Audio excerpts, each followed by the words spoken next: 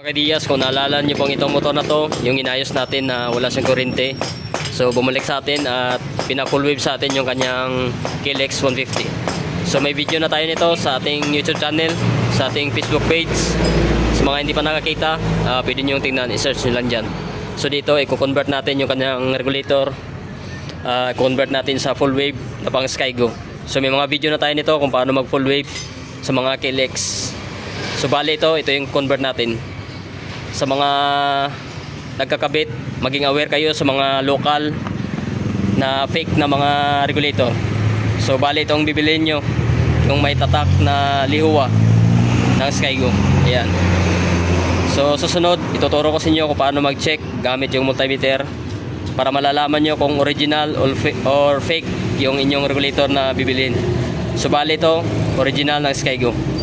Yung presyo niya nasa 580. Ayan. Depende sa mga seller. So convert natin ito, tanggalin natin yung kanyang stator, i-convert natin siya. So tanggalin muna natin yan, yung mga cover para ma-access natin yung wire sa ilalim ng tangke. So ayan, tanggalin natin muna.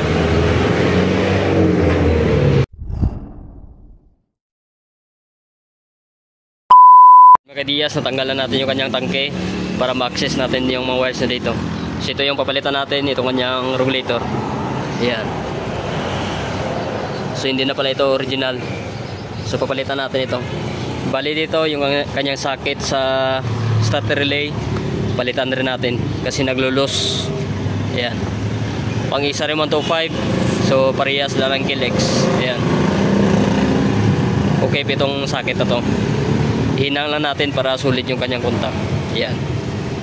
So sa mga hindi pa nakakalam kung paano mag full wave, sa gusto mag DIY sa kanilang mga motor, pwede nyo tingnan ang video na to. Ituturo ko sa inyo kung paano mag full wave, mag convert ng regulator na pang Skygo. Yeah, tanggalin muna natin to. Tanggalin muna natin.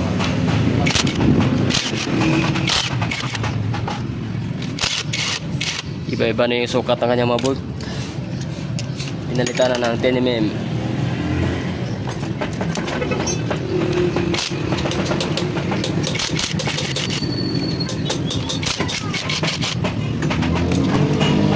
So tanggalin muna natin lahat.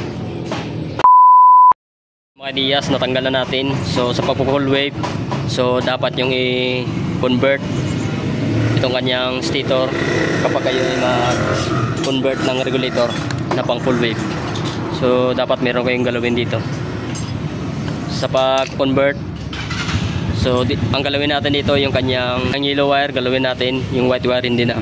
Kapag dalawang magnetic coil, i-separate natin ito. Pagtanggal natin ang yellow wire at i-cut natin itong kanyang ground.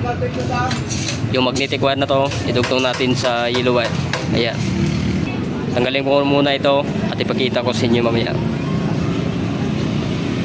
So bali dito, ika-cut nyo yung yellow wire. Pagkatapos itong ground ng magnetic coil, ihiwalay nyo dito sa ground kasi yung kulay black, ito yung ground ng sa mga KLX, sa mga Kawasaki. Separate nyo itong kanyang magnetic wire. Pagkatapos idugtong nyo dito sa yellow wire, itong dalawa na to, idugtong nyo. At ito pwede rin yung ihang at pwede na rin hindi natanggalin kasi wala naman siyang connection dito sa ground. Ayan. So bali yung yellow wire at yung ground ng magnetic coil, idugtong nyo. Ayan. At dito pwede nyo ihang itong dalawang magnetic wire, pero pwede naman wag nyo nang tanggalin kasi wala naman siyang connection dito. Ayan. So dugtong ko lang muna ito at ipakita ko sa inyo mamaya. So ganun yung pag-convert dito sa kanyang stator. So, ito na mga Diaz, na hinangan na natin yung dinugtong ko sa kulay yellow wire, itong red wire. Ayan, dinugtong natin. Naka stringable tube, lagyan natin para hindi siya didikit sa body ground. So goods nito. Ayan. Balik na lang natin yung bolt at ibabalik na natin. Ayan. So ganito lang. Diaz, nakapitan natin yung kanyang sa stator. Ayan.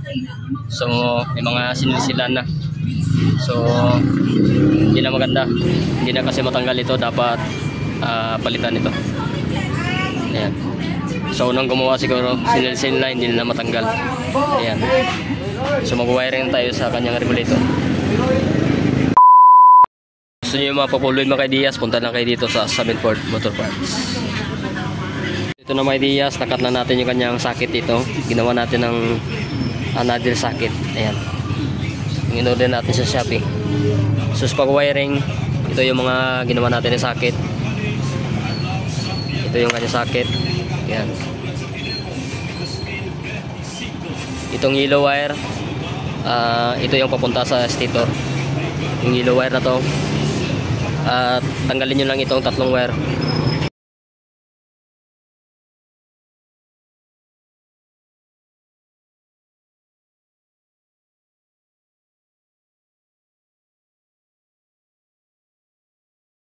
Nakakonect ito papuntang stator.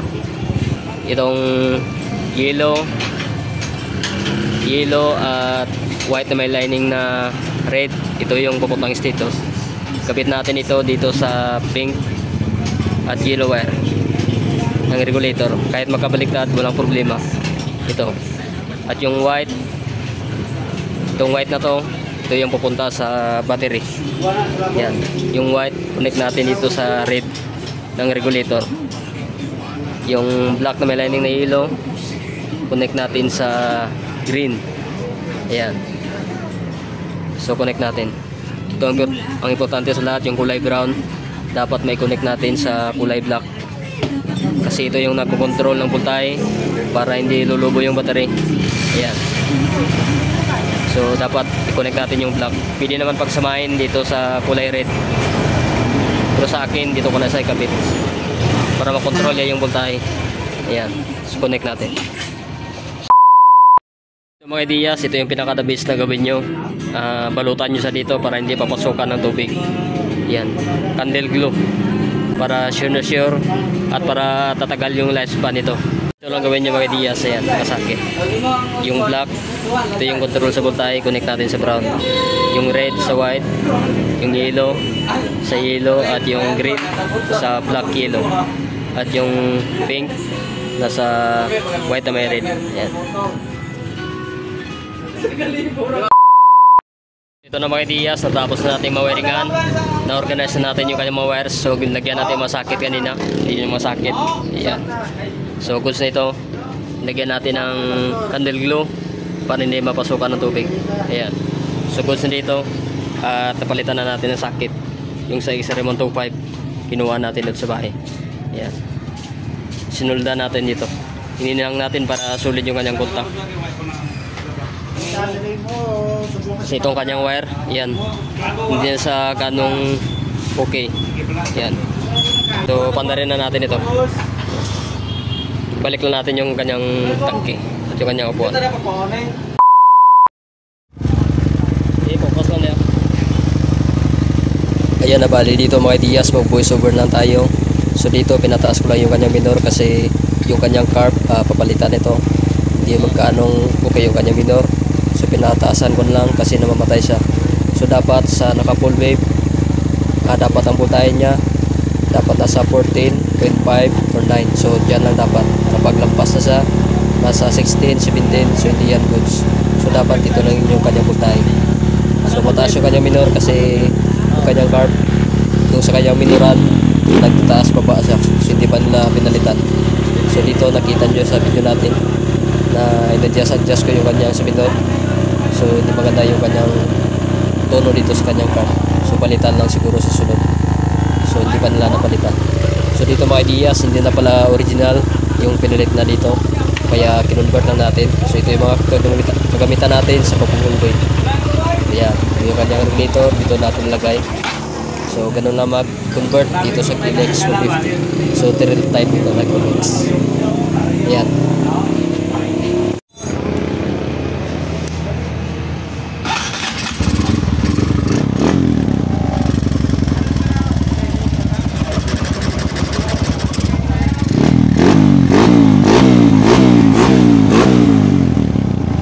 Ayan mga ideas, hanggang dito lang ating video. Salamat sa panonood.